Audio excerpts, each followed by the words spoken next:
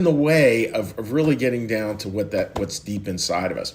And so thank you for joining us this morning. And I was thinking yesterday, and somebody brought up this point. They said, imagine your life organized around urgency. And it was an interesting perspective because it had me thinking that a lot of our spiritual lives, a lot of the mistakes we make in our lives come from this sense of urgency. And I was thinking of it, one of two ways, and because I think this person's insight was really spot on.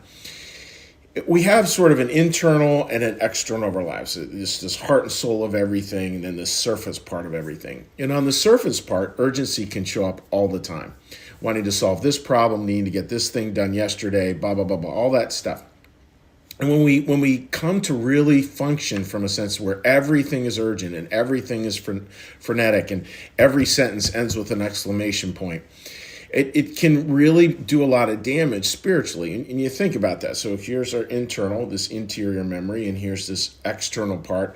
And this external part, think of it two ways. One is if it can lean us one direction in terms of if we're just functioning from that external memory part, all the memories of like all the things we need. And that can lead to kind of compulsive behaviors that we can veer off towards a compulsive way of seeing it.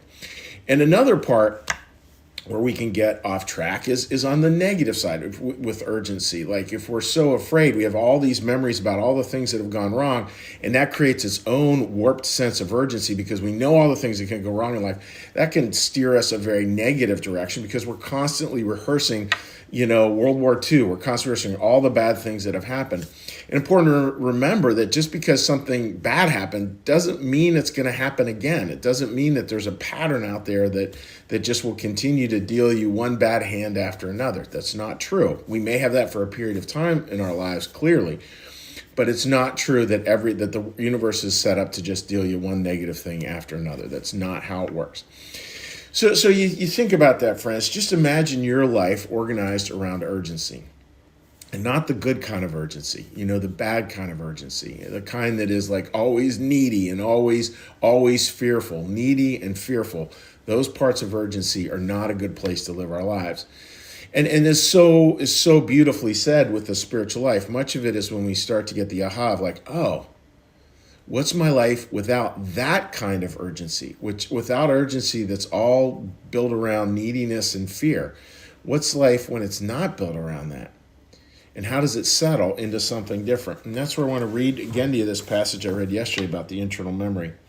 The rational mind is deeper. The knowledge it holds, specifically the entire contents of the inner memory, does not lie open to us, but rather is imperceptible as long as we are living in our bodies. That imperceptible bit. And when we get rid of urgency, we can settle down into this deep peace.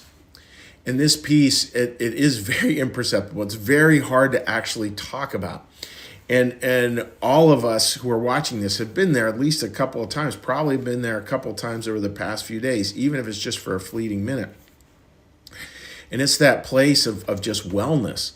And I think of the famous quote by Teresa of Avila, all will be well in all manner of well. And that's what that interior, that inner memory really knows. Urgency cannot know that. Urgency cannot know that all things will be well in all manner of well. It cannot know that at all. But that interior part really can. And that interior part really does know that because that's where the interior part lives because it lives in God. It's very much connected with God and connected with heaven. And imagine your life lived from this place of peace or this place of urgency. And when we live our lives from that place of urgency, how does that look? And how does that work? Not terribly well. And are there times to be urgent? Yes. We were seeing about Martin Luther King's quote this morning about the incredible urgency of now. Like he was talking about civil rights. And there clearly are times where we have to act with urgency. And if we never have any urgency in our life, probably that's a problem. But really try to, as best you can, make the peace the default and the urgency the exception versus the other way around. Can we do that? And there's a lot of work there. So that's the thought for today, friends. Like if you find your life being organized as you go into today around urgency, how about we just try something a little different? We do a little time out and we really take time to think about, okay, What am I with that thoughts of urgency, and what am I without those thoughts of urgency? And how do I just let those go, let those change, and just watch what starts to settle into our hearts. So that's the thought for today, friends, and I hope that makes a lot of sense to you, and I hope it's helpful for your day and hopeful finding for some peace. And what we're going to do now is we're going to shift gears. And when we shift gears here at New Church Live, what we're going to take a look at is we're going to ring the bell, do a little meditation, little prayer, little blessing, and then we'll say hi to friends who've joined us on Facebook. So with that, dear friends, let's take a little breath.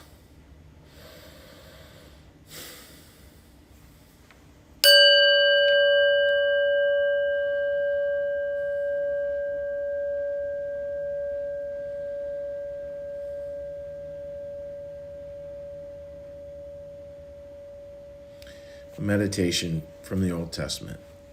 Be still and know that I am God. Be still and know that I am.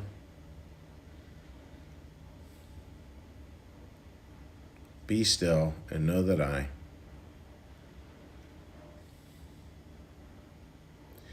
Be still and know that.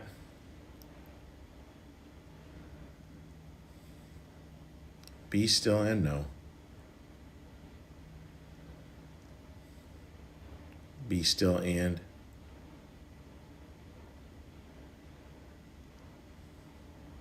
Be still.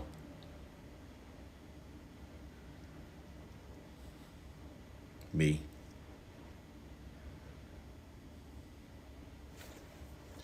Our Father, who art in the heavens, hallowed be thy name.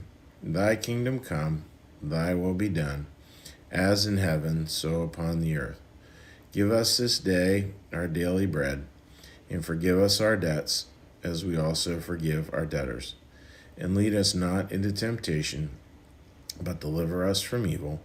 For thine is the kingdom, and the power, and the glory forever. Amen. May the Lord bless you and keep you. May the Lord make his face to shine upon you and be gracious unto you. May the Lord lift up his countenance upon you, bring you peace, and bring you home. Amen. All right, dear friends, let's give a little cheery hello to folks here. Say hi to everyone's here, how they're doing. All righty. Let's see, no comments up there. Let's see if any comments over here. And by the way, it is bitterly cold here in Philadelphia, and I realize that for some of you watching, it is probably would be considered balmy, but feeling a little chilly this morning, to be honest. All right, Marcus, good morning to you. And yeah, you're welcome, Marcus. It is kind of interesting, right? Like urgency. Oh my goodness. And when they said that, at sermon writing team, somebody brought it up. I just thought, oh yeah, there's a whole sermon in that. Chignone writes, peace and love to you all. Have a lovely weekend, and thank you for the great message. You are welcome, and wishing all of you folks a lovely weekend as well. We're going to be launching our Christmas series coming up, by the way. Rita, happy weekend to all, and happy weekend to you, Rita, and your wonderful, amazing family. All right, dear friends. Well, listen, God bless all of you, and we will see you on Sunday.